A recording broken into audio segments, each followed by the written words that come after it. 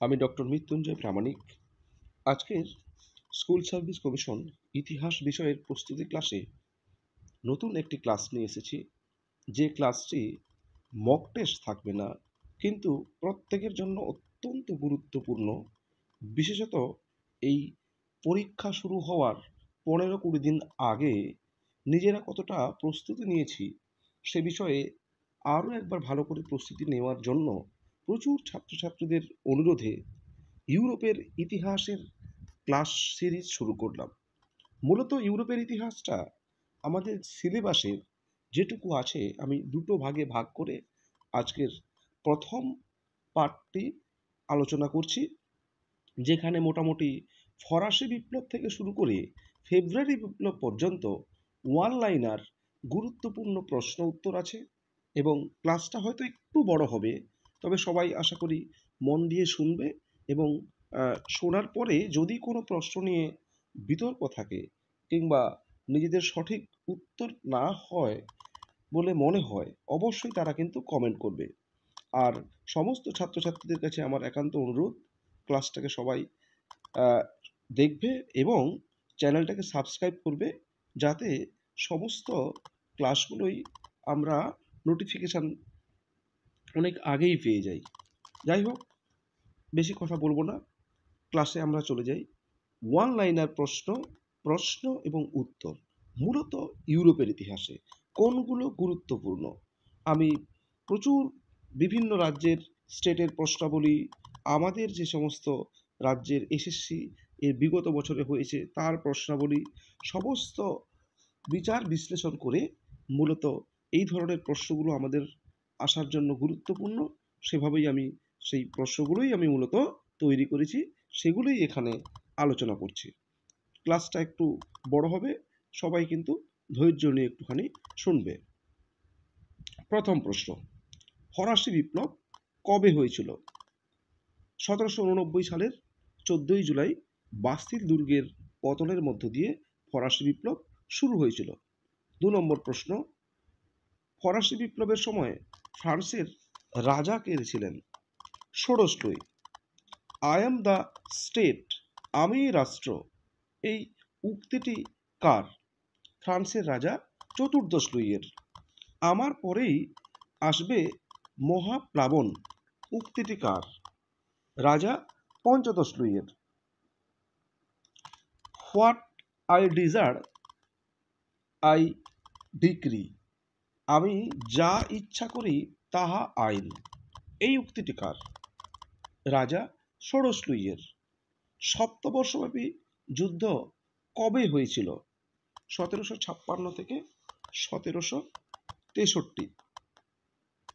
ফ্রান্সের রাজাগণ কোন নীতিতে বিশ্বাসী ছিলেন? দৈব সত্ত্বে বা ডিভাইন রাইটস তত্ত্বে বিশ্বাসী ছিলেন। চতুর্দশ লুই, পঞ্চদশ লুই, ষোড়শ লুই প্রমুখ শাসকগণ কোন বংশের রাজা ছিলেন? বুর্ব রাজবংশের। মেরি আন্তোয়ানেট কে ছিলেন? রাজা ষোড়শ লুইয়ের স্ত্রী ছিলেন মেরি আন্তোয়ানেট। প্রজাপতি রাজা বা বাটারফ্লাই মোনার্ক বা আমরা বাটারফ্লাই কিং বলি, কাকে বলা হয়? রাজা পঞ্চদশ লুইকে। ফরাসি বিপ্লবের পূর্বে ফরাসি সমাজ কয়টি ভাগে বিভক্ত ছিল ও কি কি? ফরাসি বিপ্লবের পূর্বে ফরাসি সমাজ 3টি ভাগে বিভক্ত ছিল, যথা যাজক, অভিজাত ও তৃতীয় সম্প্রদায়। তৃতীয় সম্প্রদায়ের অন্তর্ভুক্ত কারা ছিলেন? অনভিজাত প্রশাসক, বণিক, শিল্পপতি, ব্যাংক মালিক, শিক্ষক, আইনজীবী, চিকিৎসক, কারিগর, দোকানদার, শ্রমিক, কৃষক, সর্বহারা, সাকুলের শ্রেণী প্রত্যেকেই কিন্তু তৃতীয় সম্প্রদায়ের অন্তর্ভুক্ত ছিলেন, কেবলমাত্র যাজক এবং অভিজাত ছাড়া। পরের প্রশ্ন, সার্প বা ভূমিদাস কারা ছিলেন? জমির ওপর যাদের কোনো প্রকার অধিকার ছিল না তারা সার্প নামে পরিচিত ছিলেন। সাকুলত কারা ছিলেন? ফ্রান্সের নিরক্ষর, কায়িক শ্রম নির্ভর, সাধারণ কর্মহীন মানুষ যারা বস্ত্রহীন ও অভুক্ত ছিলেন। বিপ্লবের পূর্বে ফ্রান্সের সামাজিক ক্ষেত্রে 3টি সম্প্রদায়ের শতাংশের উপস্থিতির হার কত ছিল, অর্থাৎ সমাজ ব্যবস্থায় যে তিনটে সম্প্রদায় ছিল তাদের সংখ্যা কত ছিল।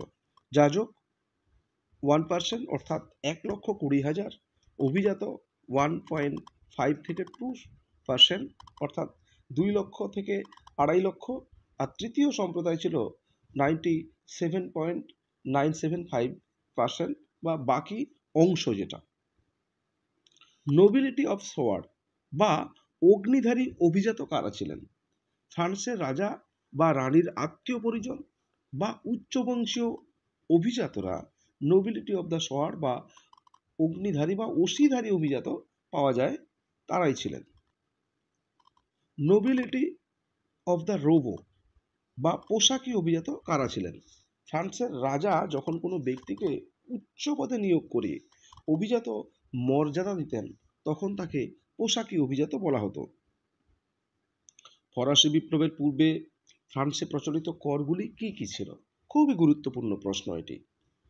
টেইলি ভূমিকর, ভিংটিয়েমে আয়কর, ক্যাপিটেশন উৎপাদন কর বা সম্পত্তি কর, টাইথ ধর্মকর, এডস ভোগ্যপণ্য কর, গ্যাবেলো লবণ কর, করভি বেগারশ্রম কর, তেরাজ পদঘাট ব্যবহারের কর, লদ এ ভং জবি হস্তান্তর কর।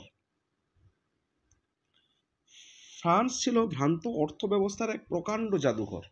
এটি কে বলেছিলেন? ইংল্যান্ডের অর্থনীতিবিদ অ্যাডাম স্মিথ। বিপ্লব পূর্বে ফ্রান্সের রাজস্ব আদায়কারীকে কি বলা হতো? ইন্টেন্ডেন্ট। প্রাক বিপ্লব ফ্রান্সের অভিযোগের তালিকাকে কি বলা হতো? কোহিয়ার।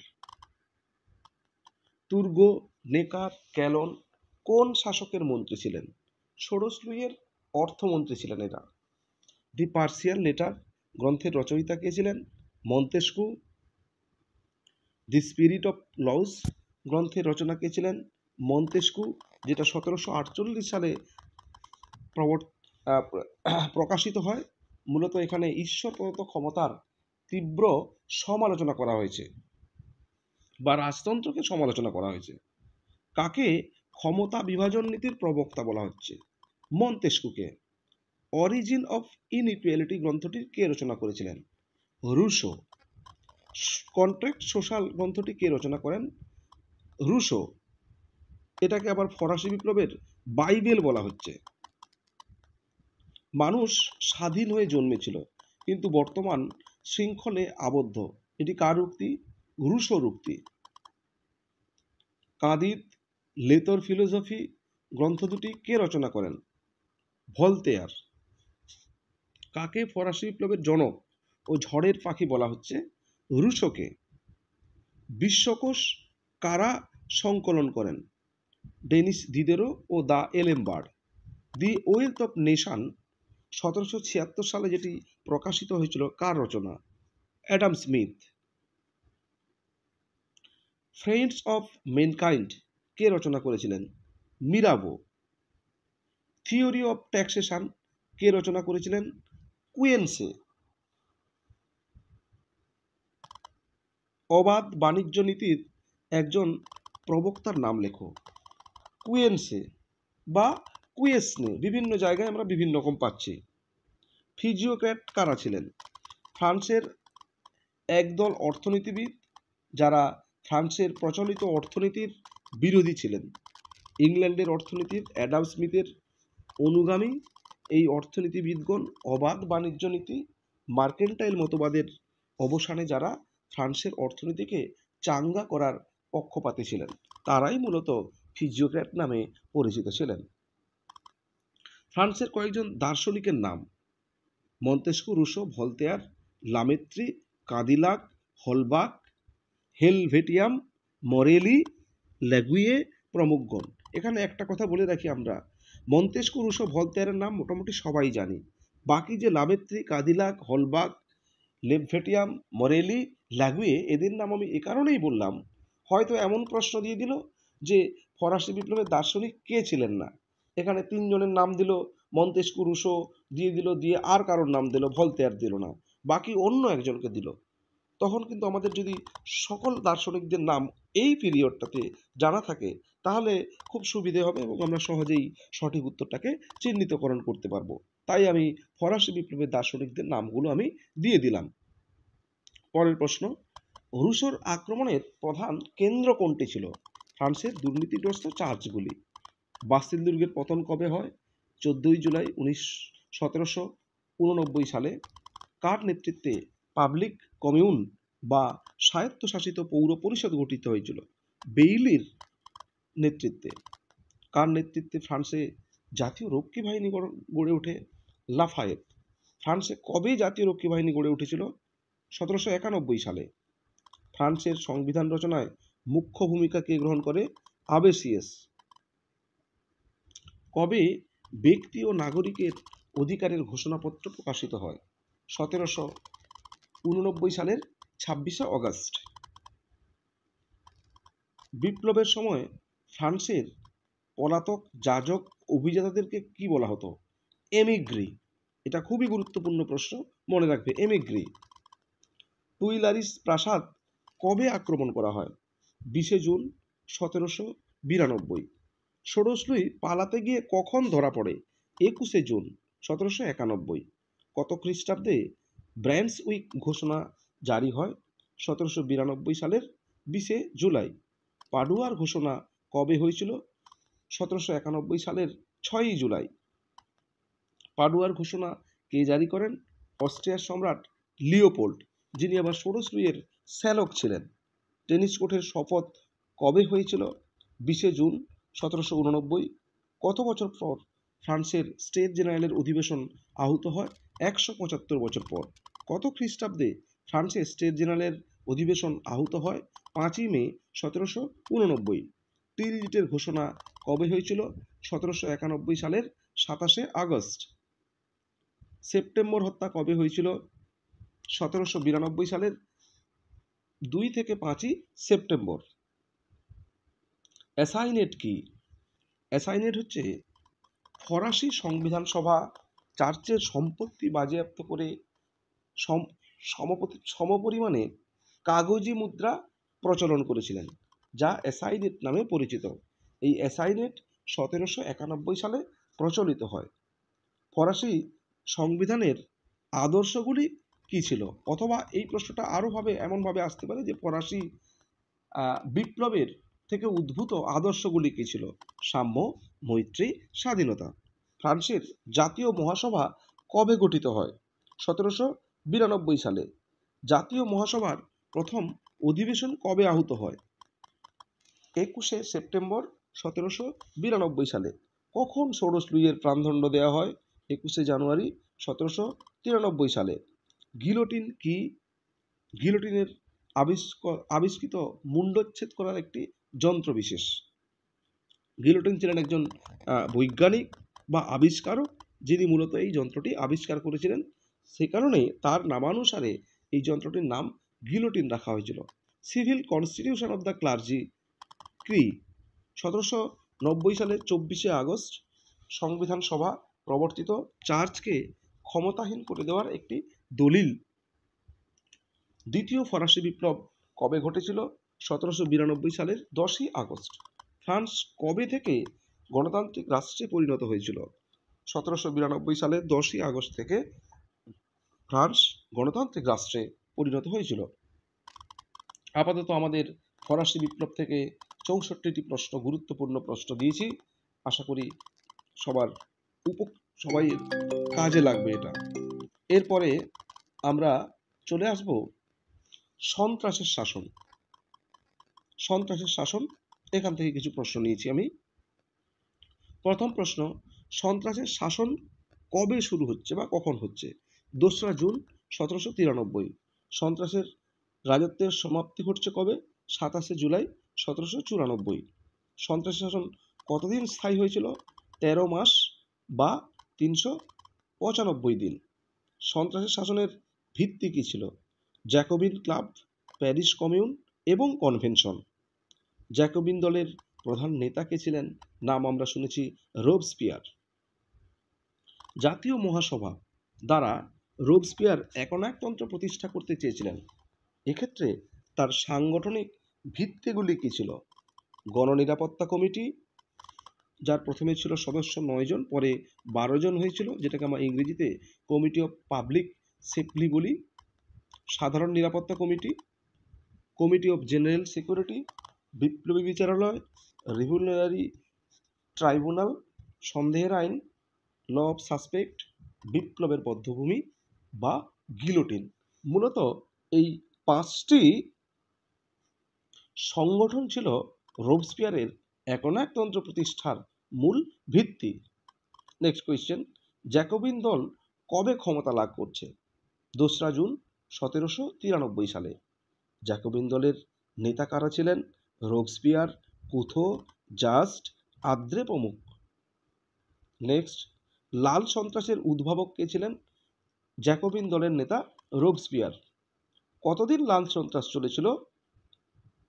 1793 সালের 2রা জুন থেকে 27শে জুলাই পর্যন্ত। লাল সন্ত্রাসের পাল্টা ব্যবস্থার নাম কি ছিল? শ্বেত সন্ত্রাস। তারমিদর কথাটির অর্থ কি? গরমকাল। প্রকৃতপক্ষে এগুলো কিন্তু ফরাসি ভাষা। লাভেন্ডির কৃষক বিদ্রোহ কবে শুরু হচ্ছে? 1793 সালের মার্চ মাসে। রোবসপিয়ারের মৃত্যু কবে হয়? 28শে জুলাই 1794 সালে। এই গিলোটিনে কিন্তু তাকে হত্যা করা হয়েছিল। কাদের ব্রিস্তিন বলা হচ্ছে? জীবন বিল দলের নেতা ব্রিশোর অনুগামীদেরকে কিন্তু ব্রিস্তিন বলা হচ্ছে। জিরোন্ডিন দলের প্রধান পরামর্শদাতার নাম কি ছিল? মাদাম রোলা। মিরাবো, দাঁতন, লাফায়েত, হিবার্ট, মারাত কেন বিখ্যাত এরা? মূলত সন্ত্রাসের রাজত্বের প্রসিদ্ধ নেতা হিসেবে এরা গুরুত্বপূর্ণ ছিল। কতজন প্রায় সন্ত্রাসের বলি হয়েছিলেন? অর্থাৎ সন্ত্রাসের শাসনের বলি কতজন হয়েছিলেন? প্রায় 50,000 জন। এর মধ্যে গিলোটিন যন্ত্রে 1800 জনকে হত্যা করা হয়েছিল। খুব ইন্টারেস্টিং তথ্য। সন্ত্রাসের শাসনের বলি হওয়া কয়েকজন বিশেষ ব্যক্তিত্বের নাম লেখো। মেরি আতোয়ানেট, মাদাম রোলা, Brissot, Vergniaud, duke, Bailly, Barnave প্রমুখ নেতাগণ। রোবসপিয়ারের মৃত্যু কিভাবে হয়েছিল? গিলোটিন যন্ত্রে তাকে হত্যা করা হয়েছিল। একটু আগেই আমরা দেখেছি একটা প্রসঙ্গে। ফ্রান্সের বিরুদ্ধে কখন প্রথম শক্তি জোট গড়ে উঠেছিল? 1792 সালের 20শে এপ্রিল। ব্যাসেলের সন্ধি কত খ্রিস্টাব্দে অনুষ্ঠিত হয়? 1795 খ্রিস্টাব্দে বা সালে, ফ্রান্স এবং প্রাশিয়ার মধ্যে। ফ্রান্সের বিরুদ্ধে কত খ্রিস্টাব্দে দ্বিতীয় শক্তি জোট গড়ে ওঠে? 1799 সালে। ক্যাম্প ফর্মীয় সন্ধি কত খ্রিস্টাব্দে স্বাক্ষরিত হয়? 1797 খ্রিস্টাব্দে। থার্মোডোরীয় প্রক্রিয়া কি? রোবসপিয়ারের মৃত্যুর পর লাল সন্ত্রাসের অবসান ঘটলেও কনভেনশনের শাসন চলেছিল। জাতীয় কনভেনশনের এই 14 মাসের শাসনকালকে থার্মোডোরীয় প্রক্রিয়া নামে অভিহিত করা হয়। বাস্কুল নীতি কি? বাস্কুল নীতি ডাইরেক্টরীয় শাসনে দক্ষিণপন্থী ও বামপন্থীদের মধ্যে ভারসাম্য রক্ষার নীতিটাই কিন্তু বাস্কুল নীতি। অনেকেই হয়তো ভাবছো এই ধরনের প্রশ্ন আসবে না, কিন্তু আমরা বিগত বছরগুলোতে দেখেছি আমরা বেসিক্যালি মাদ্রাসার ক্ষেত্রেও বেশ কিছু ডেসক্রিপশনমূলক প্রশ্ন ছিল, তাকে শর্ট করে দেওয়া হয়েছে। আমরা যদি এইগুলো একটুখানি দেখে রাখি, আমার মনে হয় সহজেই উত্তরটাকে আমরা করতে পারবো। কে বলেছিলেন রাষ্ট্রকে বাঁচাতে হলে রাজাকে মরতে হবে? রোবসপিয়ার। সন্ত্রাসের শাসন শেষ হলো, এরপরে আমরা চলে যাই নেপোলিয়নের প্রশ্নে। নেপোলিয়ন থেকে আমি বেশ কিছু গুরুত্বপূর্ণ প্রশ্ন দিয়েছি, যাতে সহজেই মনে থাকা যায় বা মনে রাখা যায়, তার জন্য আমি একের পর এক সুন্দর সুন্দর গুছিয়ে প্রশ্ন দিয়েছি। প্রাথমিকভাবে আমি কিছু বিবরণ দিয়েছি, যেমন নেপোলিয়নের জন্ম 1769 সালে 15 আগস্ট। পিতা ছিলেন কার্লো বোনাপার্ট, পেশায় উকিল। মাতা ছিলেন লেটিজিয়া, পত্নী ছিলেন জোসেফিন। মাত্র 17 বছর বয়সে তিনি গোলন্দাজ বাহিনীর সাব লেফটেন্যান্ট পদে যোগ দিয়েছিলেন। তিনি ফরাসি বিপ্লবকে স্বাগত জানিয়েছিলেন এবং সন্ত্রাসী শাসনের সময় জ্যাকোবিন দলের সমর্থক ছিলেন। এবারে আমরা চলে আসবো প্রশ্নে। পিরামিডের যুদ্ধ কত খ্রিস্টাব্দে কাদের মধ্যে সংগঠিত হয়? 1798 খ্রিস্টাব্দের 21শে জুলাই মিশর ও ফ্রান্সের মধ্যে অনেক জায়গায় ইংল্যান্ড ও ফ্রান্স আছে এবং মিশরের মধ্যে দিয়ে আছে। এই ব্যাপারটা কিন্তু সবাই খেয়াল করবে। পিরামিডের যুদ্ধ হচ্ছে ইংল্যান্ড এবং ফ্রান্সের মধ্যে, মিশরের ওপর দিয়ে হচ্ছে। এই ব্যাপারটা কিন্তু সবাই খেয়াল করবে। কিন্তু তোমরা মিশর ও ফ্রান্স যদি থাকে মিশর ও ফ্রান্স দিতে পারো, আবার ইংল্যান্ড ও ফ্রান্স থাকলে ইংল্যান্ড ও ফ্রান্স দিতে পারো। পিরামিডের যুদ্ধে কে জয়লাভ করেন? ফ্রান্সের পক্ষে নেপোলিয়ন। নীল নদের যুদ্ধ কবে কাদের মধ্যে হয়েছিল? 1798 খ্রিস্টাব্দে নেপোলিয়ন ও ইংরেজ নৌ সেনাপতি নেলসনের মধ্যে। নীল নদের যুদ্ধে কে জয়লাভ করে? ইংরেজ সেনাপতি নেলসন। কে ফ্রান্সে ডাইরেক্টরীয় শাসনের সূচনা করেছিলেন কখন? 1795 সালে।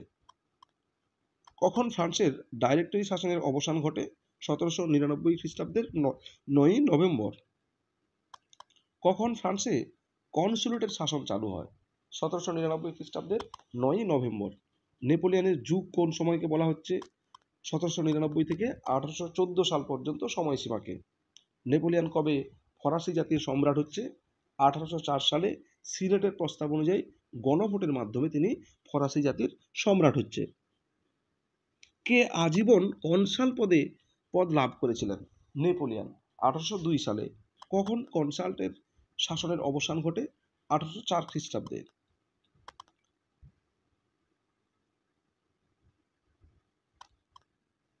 টিলেন্টিনের সন্ধি কবে কার মধ্যে স্বাক্ষরিত হচ্ছে?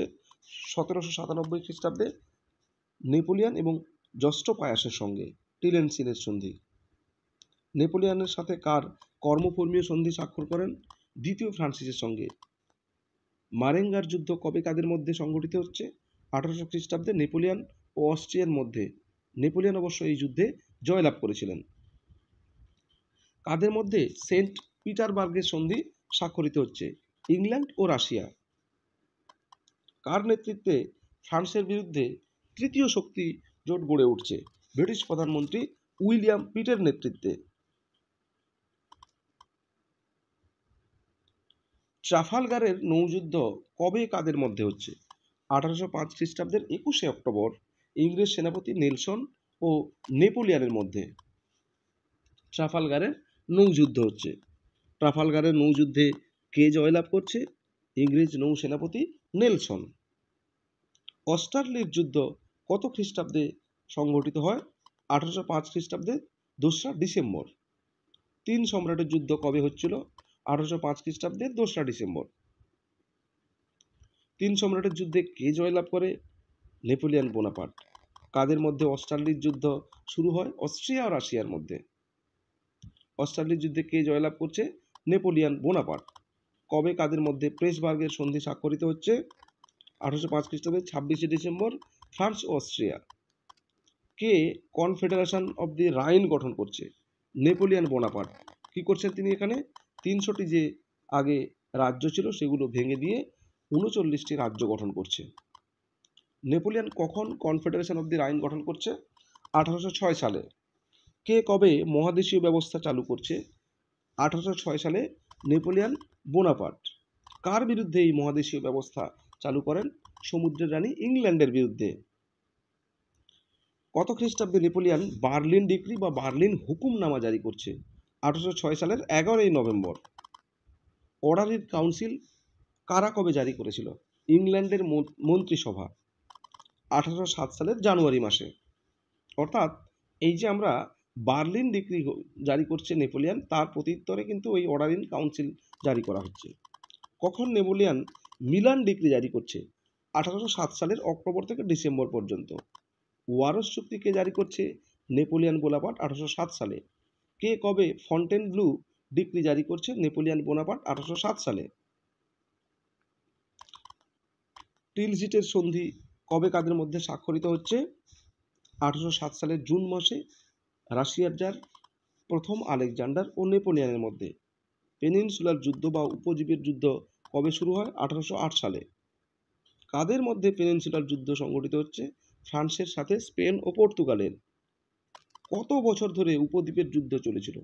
1808 থেকে 1813, প্রায় 5 বছর। প্রথম কনসাল হিসেবে নেপোলিয়নের অভ্যন্তরীণ নীতির তাত্ত্বিক ভিত্তি কী ছিল? সমন্বয় সাধন। ধর্মমীমাংসা চুক্তি কার সঙ্গে স্বাক্ষরিত হয়েছিল? 1801 সালে পোপ সপ্তম প্রায়াস ও নেপোলিয়নের মধ্যে। নেপোলিয়ন কর্তৃক রচিত বিধিবদ্ধ আইনটির নাম কি ছিল? Code Napoleon. কত খ্রিস্টাব্দে কোড নেপোলিয়ন রচিত হচ্ছে? 1804 সালে। কোড নেপোলিয়নে কতগুলি আইন বিধি ছিল? খুবই গুরুত্বপূর্ণ প্রশ্ন। 2287টি। কত খ্রিস্টাব্দে কোন কোড নেপোলিয়ন কার্যকরী হয়? 1807 সালে। ফরাসি সমাজের বাইবেল কাকে বলা হয়? নেপোলিয়ন কোডকে ফরাসি সমাজের বাইবেল বলা হয়। কে ব্যাংক অফ ফ্রান্স গঠন করেন? নেপোলিয়ন। কত খ্রিস্টাব্দে ব্যাংক অফ ফ্রান্স স্থাপিত হয়? 1800 খ্রিস্টাব্দে। কোন কাজের জন্য নেপোলিয়নকে দ্বিতীয় জাস্টিনিয়ান হিসেবে আখ্যায়িত করা হয়? মূলত নেপোলিয়ন কোড রচনার জন্য। বণিক সভা কবে গঠিত হয়? 1803 সালে। নেপোলিয়ন যে উচ্চ বিদ্যালয় স্থাপন করেছিলেন তার নাম কি ছিল? লাইসি। প্যারিস ইম্পেরিয়াল বিশ্ববিদ্যালয় কবে স্থাপিত হচ্ছে? 1808 সালে। লিপজিগের যুদ্ধ বা সম্মিলিত জাতির যুদ্ধ কবে হচ্ছে? 1813 সালে। লিপজিগের যুদ্ধে কে পরাজিত হচ্ছে? Napoleon Bonaparte. পিরেনজির যুদ্ধ কবে হচ্ছে? 1814 সালে। কত সালে ফন্টেনব্লু সন্ধি স্বাক্ষরিত হচ্ছে? 6 এপ্রিল 1814 সালে। ইউরোপে কোন রাষ্ট্র নেপোলিয়নের বিরুদ্ধে পোড়ামাটি নীতি গ্রহণ করছে? রাশিয়া। ওয়াটারলুর যুদ্ধে কে পরাজিত হন? নেপোলিয়ন। নেপোলিয়ন কবে মস্কো অভিযান করেছিলেন? 1812 সালে। কত খ্রিস্টাব্দে নেপোলিয়ন সিংহাসন ত্যাগ করছে? 6 এপ্রিল 1814 সালে। ওয়াটারলুর যুদ্ধে নেপোলিয়ন কার কাছে পরাজিত হচ্ছে? ইংরেজ সেনাপতি ওয়েলিংটনের কাছে। নেপোলিয়নকে প্রথমে কোন দ্বীপে নির্বাসন দেওয়া হয়? এলবা দ্বীপে। নেপোলিয়ন কত মাস এলবা দ্বীপে ছিলেন? 10 মাস। এলবা দ্বীপ থেকে নেপোলিয়ন কখন ফ্রান্সে প্রবেশ করেন? 1815 সালের মার্চ মাসে। কত খ্রিস্টাব্দে ওয়াটারলুর যুদ্ধ সংঘটিত হচ্ছে? 18 জুন 1815 সালে। নেপোলিয়নকে এরপরে দ্বিতীয়বার কোথায় নির্বাসন দেওয়া হচ্ছে? সেন্ট হেলেনা দ্বীপে। এলবা থেকে ফিরে এসে নেপোলিয়ন কতদিন রাজত্ব করছে? 100 দিন, যেটাকে আমরা 100 দিনের রাজত্ব বলি। সাধারণত সময়সীমা 20 মার্চ থেকে 29 জুন 1815। কত খ্রিস্টাব্দে নেপোলিয়নের মৃত্যু হচ্ছে? 1821 সালে। 52 বছর বয়সে সেন্ট হেলেনা দ্বীপেই তার মৃত্যু হচ্ছে 5ই মে। ফ্রান্সের সর্বোচ্চ সম্মানসূচক উপাধি কি ছিল? Legion of honour. Legion of honour কে চালু করেন? নেপোলিয়ন। কে বলেছিলেন আমি বিপ্লবের সন্তান? নেপোলিয়ন। দ্বিতীয় জাস্টিনিয়ান কে ছিলেন? নেপোলিয়ন বোনাপার্টকে। আমি বিপ্লবকে ধ্বংস করেছি, এই মন্তব্যটি কার? এটাও নেপোলিয়ন বোনাপার্টের। নেপোলিয়ন থেকে প্রশ্ন শেষ হলো। এবার আমরা চলে আসব ভিয়েনা কংগ্রেস থেকে ফেব্রুয়ারি বিপ্লব পর্যন্ত। প্রথম প্রশ্ন, ভিয়েনা কংগ্রেস কবে আহত হচ্ছে? 1814 সালের সেপ্টেম্বর মাস থেকে 1815 সালের জুন মাস পর্যন্ত। কিন্তু যদি বলা হয় যে ভিয়েনা কংগ্রেস কবে আহত হচ্ছে, সেখানে আমরা 1815 দেবো আমরা, কিন্তু মূলত আমরা সেপ্টেম্বর থেকে জুন মাস ধরে ভিয়েনা কংগ্রেসের সম্মেলনটা চলেছিল। ভিয়েনা সম্মেলনের মূল উদ্দেশ্য কী ছিল? নেপোলিয়নের শাসনকালে গোটা ইউরোপ যে বিধ্বস্ত হয়েছিল তাকে পুনর্গঠন করা। ভিয়েনা সম্মেলনে কোন ইউরোপীয় দেশ অংশগ্রহণ করেননি? তুরস্ক। ভিয়েনা সম্মেলনের সভাপতি কে ছিলেন? অস্ট্রিয়ার প্রধানমন্ত্রী প্রিন্স মেটারনিক। ভিয়েনা সম্মেলনে অংশগ্রহণকৃত গুরুত্বপূর্ণ ব্যক্তিত্ব কারা ছিলেন? রাশিয়ার জার প্রথম আলেকজান্ডার, অস্ট্রিয়ার প্রধানমন্ত্রী ফ্রান্সিস, অস্ট্রিয়ার প্রধানমন্ত্রী মেটারনিক, ইংল্যান্ডের রাষ্ট্রপ্রতিনিধি ডিউক অফ ওয়েলিংটন, ইংল্যান্ডের পররাষ্ট্রমন্ত্রী ক্যাসালরিক, রাশিয়ার রাজা তৃতীয় ফেডারিক উইলিয়াম, হার্ডেনবার্গ এবং ফ্রান্সের প্রতিনিধি ট্যালিডার বা তালেরা বলা হয়।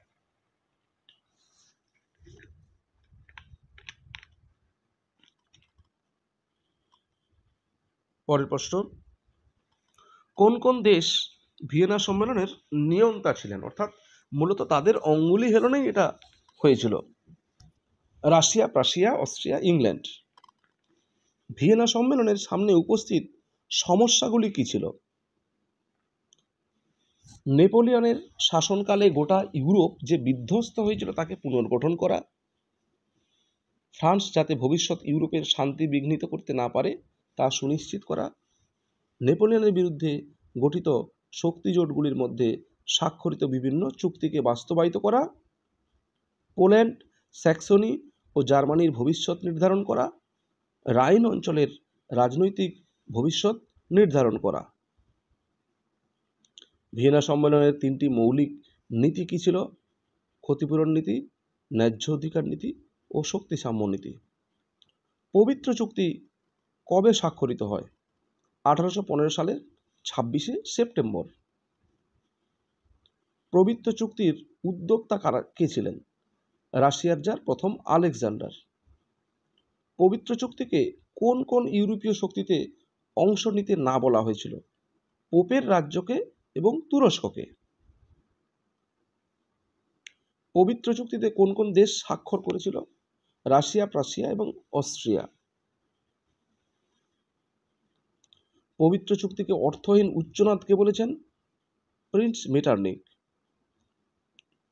পবিত্র চুক্তিকে হাস্যকর কে বলেছেন? ফ্রান্সের প্রধানমন্ত্রী তালেরা। পবিত্র চুক্তিকে অতীন্দ্রিয় বোকামি কে বলেছেন? ক্যাসালরি। কবে কাদের মধ্যে চতুর্শক্তি চুক্তি স্বাক্ষরিত হয়েছিল? 1815 সালের 20শে নভেম্বর ইংল্যান্ড, রাশিয়া, প্রাশিয়া, অস্ট্রিয়ার মধ্যে এই চুক্তি স্বাক্ষরিত হয়েছিল। ইউরোপীয় শক্তি সমবায়ের প্রথম বৈঠক কবে কোথায় অনুষ্ঠিত হয়েছিল? 1818 সালের লা স্যাপেল নগরীতে। ইউরোপীয় শক্তি সমবায়ের দ্বিতীয় বৈঠক কবে কোথায় অনুষ্ঠিত হয়? 1820 সালের ট্রপোতে। কে কবে ট্রোপোর ঘোষণা জারি করেছিল? 1820 সালে প্রিন্স মেটারনিক। মুনরো নীতির উদ্ভাবক কে ছিলেন? মার্কিন প্রেসিডেন্ট টমাস মুনরো। শক্তি সমবায় কয়টি বৈঠক অনুষ্ঠিত হয়েছিল? 5টি। কি কি সেগুলো? লা স্যাপেল 1818, tropo 1820, লাইভ্যাক 1821, Verona 1822, Saint Petersburg 1825। Metternich কে ছিলেন? অস্ট্রিয়ার প্রধানমন্ত্রী ও চ্যান্সেলর। মেটারনিক যুগ কোন সময়কে বলা হচ্ছে? 1815 থেকে 1848 সাল পর্যন্ত সময়সীমাকে মেটারনিক যুগ বলা হচ্ছে। কার্লসবার্গ ডিক্রি কবে জারি হয়েছিল? 1819 সালের সেপ্টেম্বর মাসে। হেটারিয়াই ফিল্কে কি গ্রিসের দেশপ্রেমিক বা গুপ্ত সমিতি? লন্ডন চুক্তি কবে কাদের মধ্যে স্বাক্ষরিত হয়েছিল? 1827 সালের 6ই জুলাই ইংল্যান্ড, ফ্রান্স ও রাশিয়ার মধ্যে। জুলাই বিপ্লব কবে কোথায় হয়েছিল? 1830 সালে ফ্রান্সে। জুলাই বিপ্লবের সময় ফ্রান্সের রাজা কে ছিলেন? রাজা দশম চার্লস। ভিয়েনা কোথায় অবস্থিত? অস্ট্রিয়াতে। এটি অস্ট্রিয়ার রাজধানী ছিল মূলত। জুলাই বিপ্লবের পর ফ্রান্সের সিংহাসনে কে বসেছিলেন? অরলিয়েন্স বংশীয় রাজা লুই ফিলিপ।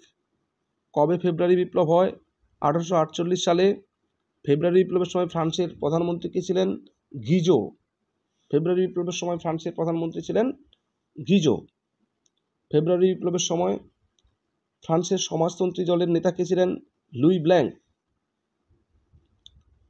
জুলাই বিপ্লবের পর ইউরোপের কোন দেশ স্বাধীন রাষ্ট্রের মর্যাদা পেয়েছিল? বেলজিয়াম। ফ্রান্সের দ্বিতীয় প্রজাতন্ত্র কবে গঠিত হয়েছিল? 1848 সালের 24শে ফেব্রুয়ারি। এখানে একটা মিস্টেক আছে, 1848 সালের 24শে ফেব্রুয়ারি। ফ্রান্সের দ্বিতীয় সাম্রাজ্য কবে গঠিত হয়? 1852 সালের 2রা ডিসেম্বর। চার্লস এলবার্ট কে ছিলেন? ইতালির পিডমন্ট ও সার্ডিনিয়ার রাজা ছিলেন চার্লস এলবার্ট। লুই কুসুত কে ছিলেন? হাঙ্গেরির গণ আন্দোলনের নেতা। লুই ফিলিপ কোন বংশের রাজা ছিলেন? অরলিয়েন্স বংশীয়। লা মার্টিন কে ছিলেন? ফরাসি কবি ও রাজনীতিবিদ। ফরাসি বিপ্লবের প্রভাব কোন কোন দেশে দেখা যায়? অস্ট্রিয়া, হাঙ্গেরি, চেক, ইতালি প্রভৃতি দেশে। নাগরিক রাজা নামে কে পরিচিত ছিলেন? সরল অনাড়ম্বর জীবনযাপনের জন্য লুই ফিলিপকে নাগরিক রাজা বলা হতো, আবার গ্র্যান্ড ব্রুজুয়া তাকে বলা হতো। জাতীয় কর্মশালা কে স্থাপন করেছিলেন? 1848 সালের ফেব্রুয়ারি বিপ্লবের পর ফ্রান্সের লুই ব্ল্যাঙ্ক জাতীয় কর্মশালা স্থাপন করেছিলেন। বিপ্লবের বছর কোন সালকে বলা হয়? 1848 সালের 15টি জাতীয়তাবাদী আন্দোলনের গতি সঞ্চার করেছিল, তাই 1848 সালের ফেব্রুয়ারি বিপ্লবকে বিপ্লবের বছর বলা হয়। ইউটোপিয়া গ্রন্থটিকে রচনা করেছিলেন টমাস মোর। 1516 সালের ইউটোপিয়া গ্রন্থটি রচনা করেছিলেন।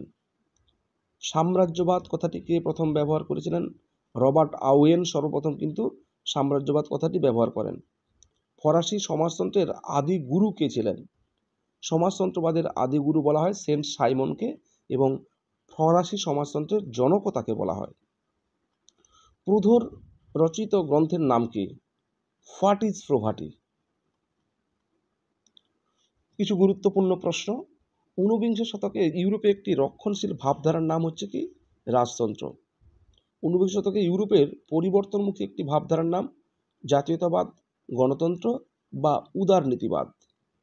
19 শতকের প্রথমার্ধে ইউরোপের পরিবর্তনমুখী শক্তিগুলি কী ছিল? জাতীয়তাবাদ, গণতন্ত্র ও উদারনীতিবাদ। ভিয়েনা বন্দোবস্ত অনুযায়ী হল্যান্ডে কোন রাজবংশ শাসন প্রতিষ্ঠিত হয়েছিল? অরেঞ্জ রাজবংশের।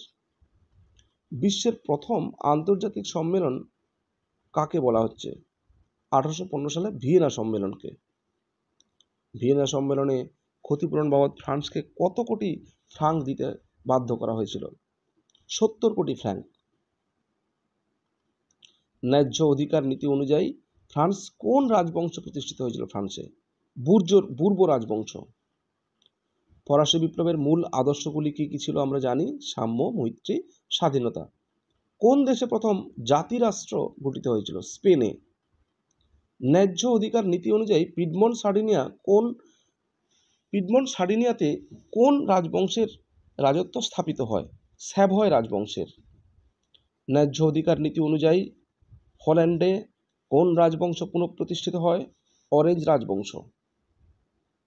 ন্যায্য অধিকার নীতিতে সিসিলি ও নেপলসে কোন রাজবংশে পুনঃপ্রতিষ্ঠা হয়? বুর্ব রাজবংশের।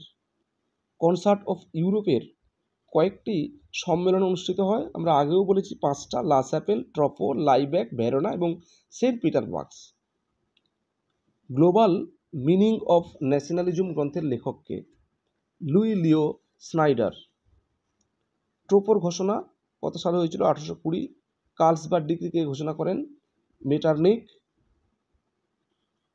কার্লসবার্গ ডিক্রি কেন ঘোষণা করা হয়? মূলত জার্মানিতে ছাত্র সংগঠনকে নিষিদ্ধ করা এবং সংবাদপত্রের স্বাধীনতা খর্ব করার জন্য। কনসার্ট অফ ইউরোপ শেষ সম্মেলন কোথায় অনুষ্ঠিত হয়েছিল? সেন্ট পিটারবার্গসে। ডিউক অফ আর্টেস উপাধি কে গ্রহণ করেছিলেন? 10ম চার্লস। রাশিয়ার নেতৃত্বে যে শুল্ক সংগঠন গঠিত হয়েছিল তার নাম কি ছিল? জোলভেরাইন, যেটা 1819 সালে গঠিত হচ্ছে। ভিয়েনা সম্মেলনে ফ্রান্সের প্রতিনিধি কে ছিলেন? ট্যালির্যান্ড। জোলভেরাইন কবে গঠিত হয়েছিল? 1819 সালে। কোন দেশে জুলাই বিপ্লব হচ্ছে? ফ্রান্সে। 1830। ইউরোপীয় রাষ্ট্রগুলির মধ্যে কোন দেশের রাষ্ট্রপ্রধান ভিয়েনা সম্মেলনে সমবেত হননি? তুরস্ক। ভিয়েনা সম্মেলনের অন্যতম একটি উদ্দেশ্য ছিল প্রাগ বিপ্লব অবস্থা ফিরিয়ে আনা। ভারতের কোন মনীষী জুলাই বিপ্লবকে অভিনন্দন জানিয়ে বলেছিলেন glory glory glory two France? রাজা রামমোহন রায়। ক্ষতিপূরণ বাবদ অস্ট্রিয়া কোন কোন অঞ্চল লাভ করেছিল? লাম্বার্ডি ও ভেনেশিয়া। বিপ্লবের বছর বলা হয় কাকে? ফেব্রুয়ারি বিপ্লবকে আমরা জানি। শক্তি সমবায় গঠিত হচ্ছে 1815। মেটারনিকের পতন হচ্ছে 1848। নেপোলিয়ন বিজেতা হিসেবে কাকে বলা হচ্ছে? প্রিন্স মেটারনিককে। ফেব্রুয়ারি বিপ্লবের সময় অস্ট্রিয়া ত্যাগ করে মেটারনিক কোথায় আশ্রয় নিয়েছিলেন? ইংল্যান্ডে। ভিয়েনা সম্মেলনে গৃহীত সিদ্ধান্ত অনুসারে ফ্রান্সের সিংহাসনে কে বসেন? ষোড়শ লুইয়ের ভাই অষ্টাদশ লুই। খুবই গুরুত্বপূর্ণ প্রশ্ন। ভিয়েনা সম্মেলনের পরে ফ্রান্সের সিংহাসনে বসছে ষোড়শ লুইয়ের ভাই অষ্টাদশ লুই। 10ম চার্লস কে ছিলেন? ফ্রান্সের রাজা। ফ্রান্সে অষ্টাদশ লুইয়ের পর সিংহাসনে বসছে কে? দশম চার্লস। অ্যাডলফ থিয়ার্স কে ছিলেন? ফ্রান্সের উদারপন্থী নেতা। অর্গানাইজেশন অফ লেবার গ্রন্থটি কার লেখা? লুই ব্যাং। ফ্রান্সের জুলাই বিপ্লবকালে ফ্রান্সের রাজা ছিলেন কে? দশম চার্লস। জুলাই রাজতন্ত্রের সময়কাল 1830 থেকে 1848 সাল পর্যন্ত। দশম চার্লস জুলাই বিপ্লবের ফলে কোথায় পালিয়ে গেছিলেন? ইংল্যান্ডে। দেশ শাসনের ক্ষেত্রে অষ্টাদশ লুই কি অধিকার নীতিতে বিশ্বাসী ছিলেন? ঐশ্বরিক অধিকার নীতিতে বিশ্বাসী ছিলেন। লুই ফিলিপের নেতৃত্বে যে রাজতন্ত্র প্রতিষ্ঠিত হয়েছিল তার নাম কি ছিল? জুলাই রাজতন্ত্র। বোনাপার্টিস্ট কারা? নেপোলিয়ন বোনাপার্টের অনুগামীরা। রাজনৈতিক দলের সদস্যরা মূলত বোনাপার্টিস্ট ছিলেন। ফ্রান্সের নাগরিক রাজা কে ছিলেন? Luis Philip. জুলাই রাজতন্ত্রের শাসক লুই ফিলিপ কোন বংশের শাসক ছিলেন? লুই অরলিয়েন্স বংশ।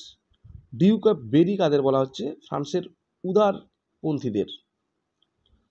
1848 সালে ফেব্রুয়ারি বিপ্লবের প্রাণকেন্দ্র কোথায় ছিল? মধ্য ইউরোপ। গিজো কে ছিলেন? লুই ফিলিপের প্রধানমন্ত্রী। 1821 সালে পিডমন্টে কার নেতৃত্বে বিদ্রোহ হয়েছিল? সান্তা রোসার নেতৃত্বে। কত নম্বর ধারা অনুযায়ী জুলাই অর্ডিনাল জারি হয়েছিল? 14 নং ধারা। কমিউনিস্ট ম্যানিফেস্টো কারা রচনা করেন? কার্ল মার্কস ও এঙ্গেলস। ইউরোপীয় রক্ষণশীলতার জনক কাকে বলা হচ্ছে? মেটারনিককে।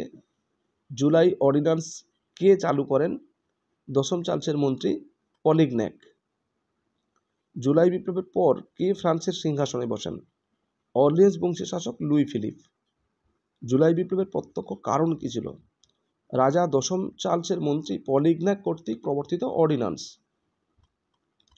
জোলভেরাইন কারা গড়ে তুলেছিলেন? জার্মানিক বণিকরা। জোলভেরাইন সর্বপ্রথম কে প্রতিষ্ঠা করেন? অর্থনীতিবিদ ম্যাজেন। পিডমন্ট সার্ডিনিয়ার রাজা কে ছিলেন? Victor Emmanuel. ফেব্রুয়ারি বিপ্লবের একটি গুরুত্বপূর্ণ ফলাফল কি ছিল? ফ্রান্সে দ্বিতীয় প্রজাতন্ত্র প্রতিষ্ঠিত হচ্ছে।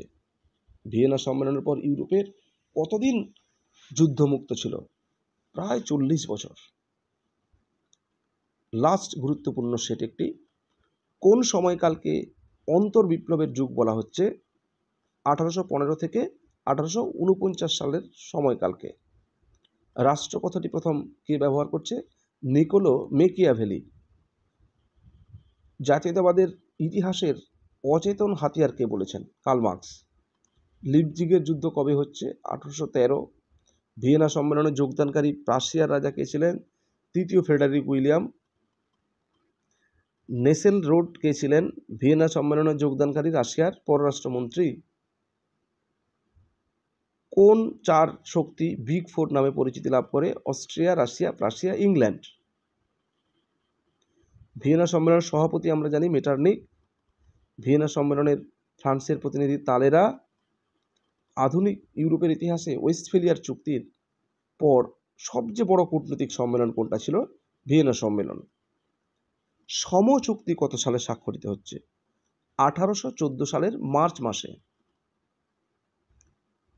বিজয়ীরা একত্রিত হয়েছিল বিজয়ের ফসলকে ভানা করে নেওয়ার জন্য। কে কথা বলেছেন? Frederick von জেনেটস। ভিয়েনা সম্মেলনে কোন দেশ অনুপস্থিত ছিলেন? তুরস্ক। পবিত্র চুক্তির উদ্গাতা কে ছিলেন? প্রথম আলেকজান্ডার। কে নিজেকে বিজয়ীর বিজয়ী বলতেন? মেটারনিক।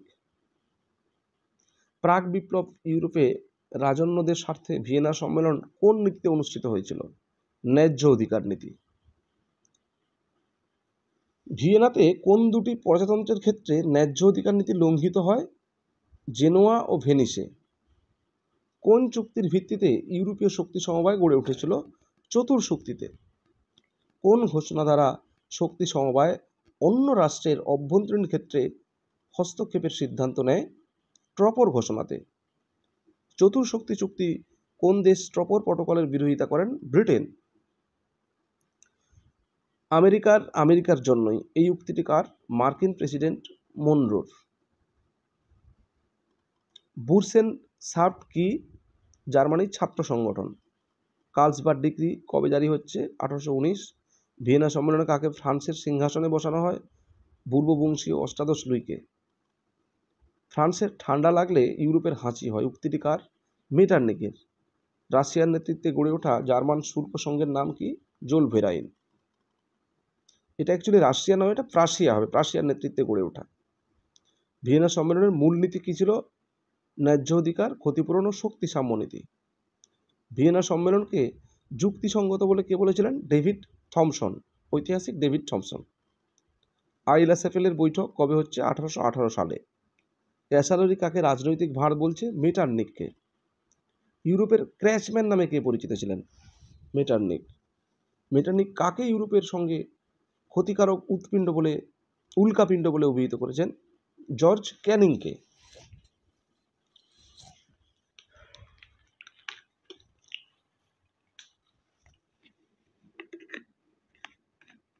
ইউরোপীয় শক্তি সমবায় কয়টি সম্মেলন হয়? 5টি। শক্তি সমবায়ের তৃতীয় বৈঠক কোথায় হচ্ছে? লাইব্যাকে। পবিত্র চুক্তিকে অর্থহীন উচ্চনাদকে বলেছেন মেটারনিক। মেটারনিক রাশিয়া প্রাশিয়ায় অনুমোদিত যে স্মারকলিপিগুলি পেশ করেন তা কী ছিল? Tropo protocol. মধ্যবিত্ত শ্রেণীর উত্থানকে নৈতিক ক্ষত বলে কে মনে করেন? মেটারনিক। মনরো নীতি কত সালে প্রকাশিত হচ্ছে? 1823 সালে। কোন দেশে প্রথম জাতিরাষ্ট্র বলেছি আমি? স্পেনে। ন্যায্য অধিকার নীতিতে হল্যান্ডে কোন রাজবংশ পুনঃপ্রতিষ্ঠা করছে? Orange. Global meaning of nationalism Snyder লিখছে। ডিউক অফ আর্টেস উপাধি নিচ্ছে কে? দশম চার্লস। ভিয়েনা সম্মেলনের অন্যতম একটি উদ্দেশ্য কি ছিল? প্রাক বিপ্লব অবস্থা ফিরিয়ে আনা। কবে মেটারনিক তন্ত্রের পতন হচ্ছে? 1848 সালের 13ই মার্চ। অ্যাডলফ থিয়ার্স কে ছিলেন? ফ্রান্সের উদারপন্থী নেতা। হেটাইয়ারিয়া ফিলকে কি? গ্রিসের দেশপ্রেমিক বা গুপ্ত সমিতি। পবিত্র চুক্তিকে অতীন্দ্রিয় বোকামি কে বলেছেন? ক্যাসালোরি। শক্তি সাম্য নীতি দ্বারা কোন দেশের চতুর্দিকে বেষ্টন গড়ে তোলা হয়? ফ্রান্স। কোন সম্মেলনে জার্মান জাতীয়তাবাদী উদারনৈতিক আশা আকাঙ্ক্ষা দমিত হয়? ভিয়েনা সম্মেলনে।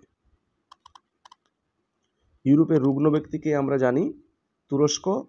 ইউরোপের পুলিশম্যান কে ছিলেন? মেটারনিক। কোন চুক্তি দ্বারা তুরস্ক গ্রিসের স্বাধীনতা মেনে নেয়? লন্ডন চুক্তি। ইউরোপের শক্তি সমবায়ের শেষ অধিবেশন কোথায় হয়েছিল? সেন্ট পিটারবার্গে। শক্তি সাম্য নীতি অনুযায়ী ফ্রান্সের উপর কত টাকার ক্ষতিপূরণ চাপানো হয়? 70 কোটি ফ্রাঁ।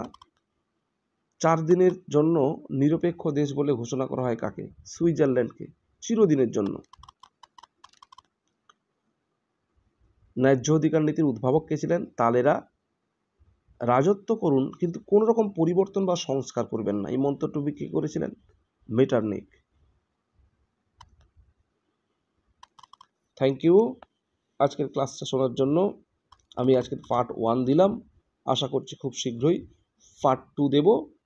সবাই ভালো থেকো, সুস্থ থেকো এবং একটু মন দিয়ে পড়াশোনা করো। এখান থেকে আশা করি বেশ কিছু প্রশ্ন তোমরা কমন পাবে।